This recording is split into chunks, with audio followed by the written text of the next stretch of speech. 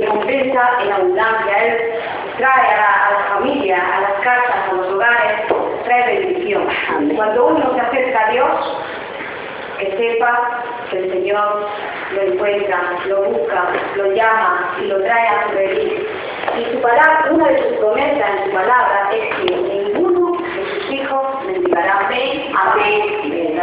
Eso quiere decir que el Señor nos promete que si nosotros somos fieles, si nosotros le buscamos, si nosotros le amamos, el pan de nuestra casa nunca va a faltar. No solo el pan, sino muchas bendiciones, mucha gente que pierde por no tener a Dios en su vida, por dejarlo de lado.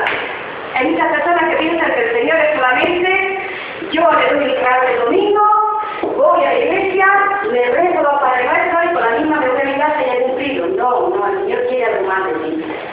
El Señor te creó con un propósito. Y el Señor quiere que tú seas su siervo, quiere que le sirvas. Y tiene un propósito para cada uno de los que estamos aquí. Amén. Algo muy especial, muy precioso. Porque el Señor quiere personas útiles, obreros, enteros. Y el Señor nos ha escogido desde toda una multitud de gente, nos ha llamado para que seamos obreros. Amén. Él a cambio nos promete bendición, bendición, bendición. Amén. Cree en Cristo, que Él tiene poder. Y tú serás salvo y tu casa también. Amén. Y son promesas que solamente vive nuestro Padre Celestial para sus hijos, para los que le aman, para los que son fieles. Y es muy poquita cosa la que nos pide, muy poquita cosa. Tiene que simplemente hablar de nuestro corazón, que nos reconozcamos pecadores, que somos pecadores, porque somos pecadores, porque dice la palabra de Dios, que todos hemos pecado, no hay ni uno que pecado, todos hemos pecado. Y el Señor quiere que nosotros reconozcamos que somos pecadores, que nos humillemos ante Él y digamos, Dios, perdóname, le reconozco pecadora o pecador. Señor, yo necesito que tú vengas a mi vida, amores dentro de mí. Yo te abro la puerta de mi corazón para que tú seas mi dueño, Señor. Hay que pedir perdón por esos pecados. Señor, perdóname por todos los pecados que he cometido y ayúdame de aquí adelante para ser una buena sierva tuya, un buen siervo tuyo. El Señor promete que cuando nosotros hacemos esa confesión con nuestros labios de venir a tu vida, Él te manda el Espíritu Santo, el Consolador, y te da una vida nueva, renovada, te da la alegría de vivir, trae paz a tu corazón, trae luz para muchos caminos que para nosotros a lo mejor a veces en situaciones los vemos oscuros, cerrados, y que muchas veces decimos, Señor, ¿qué hago con esta situación que hay en mi casa? ¿Qué hago con este esposo mío que mira cómo me trata? ¿Qué hago con este hijo mío que mira cómo me ha salido y no sé qué hacer con él? El Señor trae luz y trae ese camino a seguir para que nosotros podamos ser esa luz en nuestra casa que ilumine toda la casa y para que ellos, nuestra familia, puedan ver que nosotros tenemos algo y que lo busquen. Y Dios promete poner familias en orden, traer sanidad a la vida. Él bendice con multitud de cosas, de promesas, de trabajo, de todo el sustento, de todo. Él promete muchas cosas en su palabra. Solamente pide que nosotros seamos fieles. Ahí, ya está. Y que podamos hacer el corazón de fe y nos reconozcamos pecadores, que pidamos perdón y que vayamos confiadamente a Él, porque Él tiene cuidado de nosotros.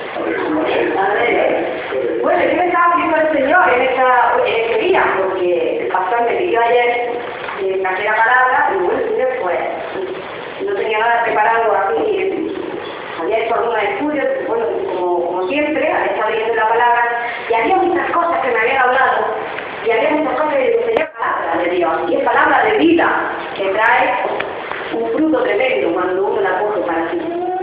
Y entonces me llevó a Lucas, al Evangelio de Lucas, el capítulo 9.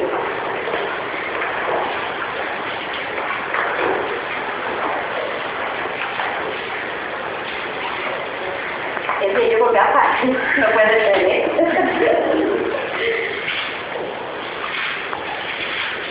Capítulo 9, del verso 51 al 56.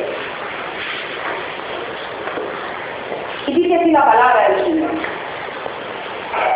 Cuando se cumplió el tiempo en que él había de ser recibido arriba, afirmó su rostro para ir a Jerusalén. Y envió mensajeros delante de él, los cuales fueron y entraron en una aldea de los samaritanos para hacerle preparativos. Mas no le recibieron, porque su aspecto era como de ir a Jerusalén. Viendo esto sus discípulos, Jacobo y Juan dijeron: Señor, ¿quieres que mandemos que descienda fuego del cielo, como hizo Elías, y lo consuma?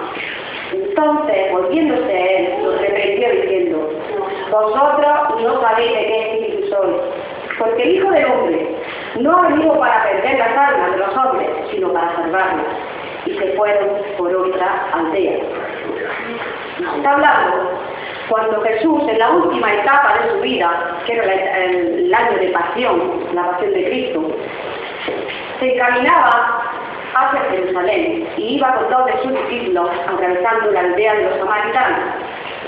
Y aquí el Señor tenía que enseñarles, porque durante todo ese tiempo que el Señor estuvo aquí en la tierra, se dedicó a hacer el bien, a traer sanidad, a enseñar a los discípulos para que cuando Él se fuera supieran cómo llevarse y conducirse en esta tierra, y a traer bendición al que los necesitaba. Sitio que iba Jesús, allí había bendición de parte de Él. Y aquí tenía que enseñarle a Jacobo y a Juan una lección muy importante porque había todavía en sus corazones algo que les impedía todavía sentir el amor auténtico del Señor, sentir a lo que Cristo había venido a esta tierra, que era a dar vida, a traer amor, a traer paz y no guerra. Y nos hace ver que durante toda la historia de la Iglesia, durante toda la historia, los hombres hemos tenido siempre esa afición de, primero, enfadarnos, después condenar, juzgar y condenar, pero es que llevar a cabo también la sentencia.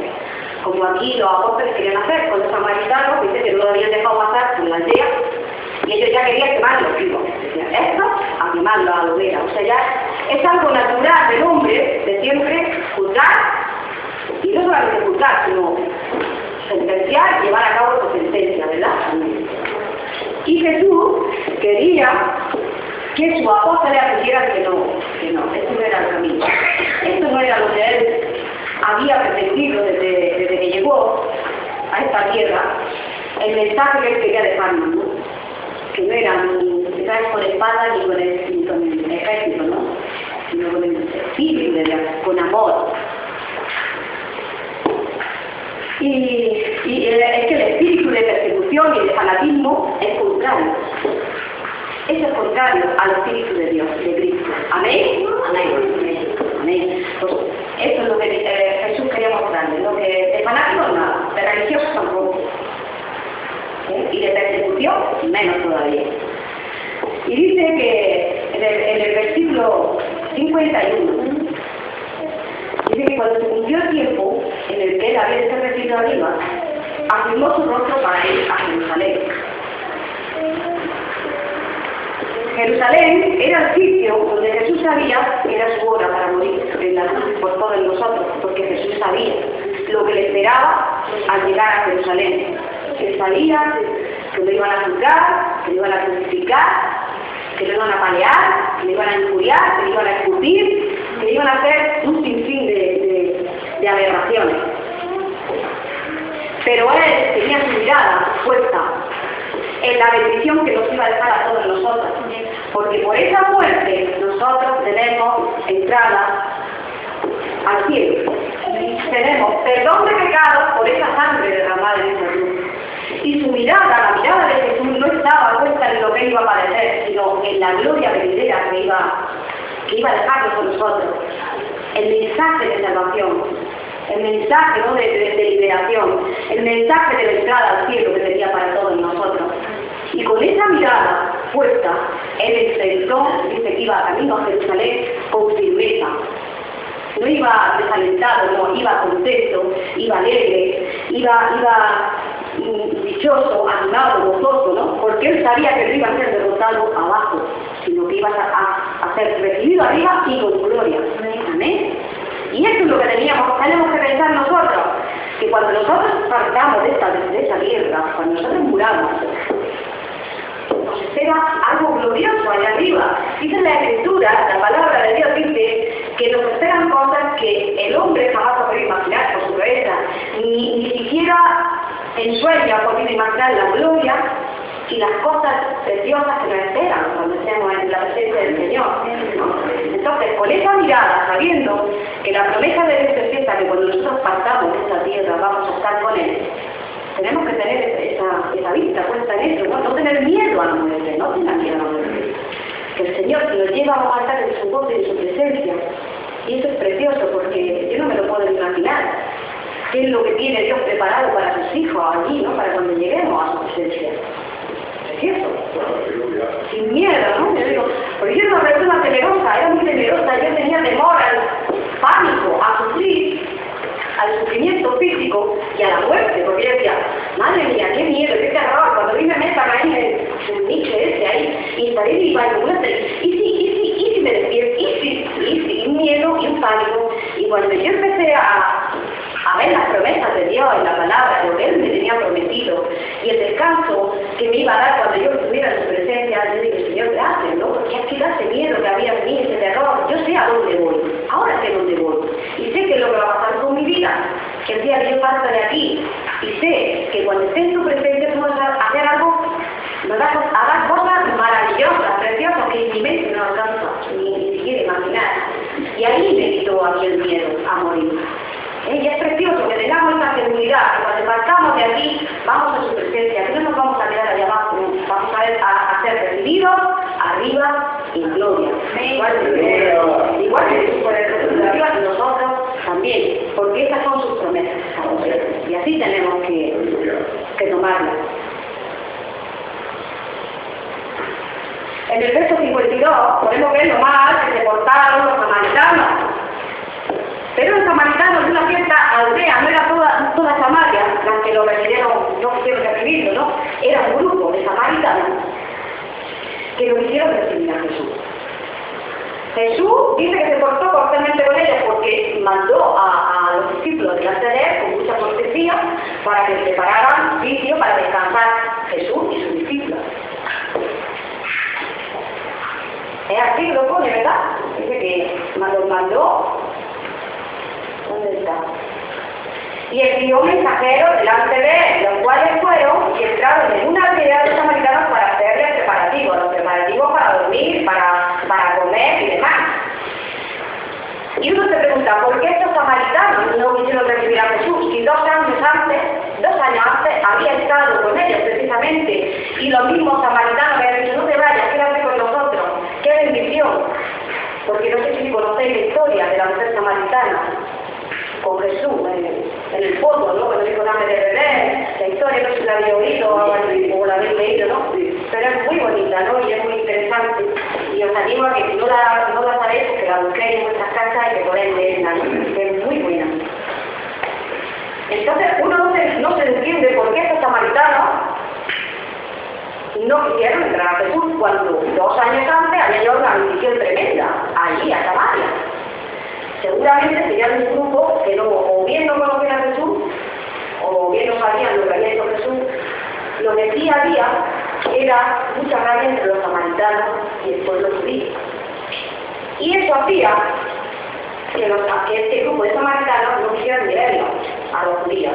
Y los judíos tampoco querían ver a los samaritanos. Era una pelea, una lucha constante que tenían entre ellos por causas raciales, causas de religión. Porque el pueblo de Samaria se había juntado con otros pueblos y había mezcla racial. ¿Entendéis? Es como si, por ejemplo, ahora vienen los árabes y se casan con un español. Hay mezcla racial, ¿no? Ya no son españoles, los niños que nacen no son españoles puros ni árabes puros, son mezclas raciales. Y esta gente era muy racista. O era judío o no era nada.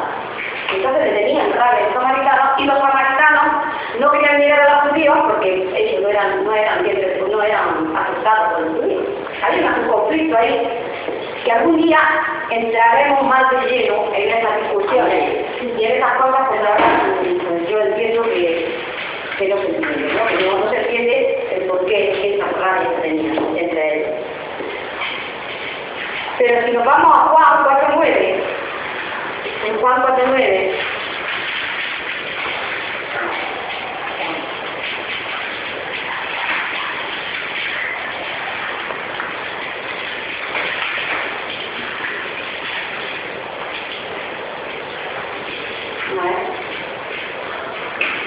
podemos ver que la mujer samaritana le dijo, porque Jesús le dijo, mujer, dame de beber. Estaba la mujer samaritana sacando agua en el pozo. Y la mujer samaritana le extrañó mucho que un judío viniera a ella a pedirle agua. Dice, ¿cómo tú siendo judío me pides a mí de beber que soy mujer samaritana? Porque los judíos y samaritanos no se trataban entre sí. Era una de las samaritanas que extrañaba, ¿no? De que este hombre tan extrañado que luego hizo un milagro, que hizo con ella Jesús, ¿no?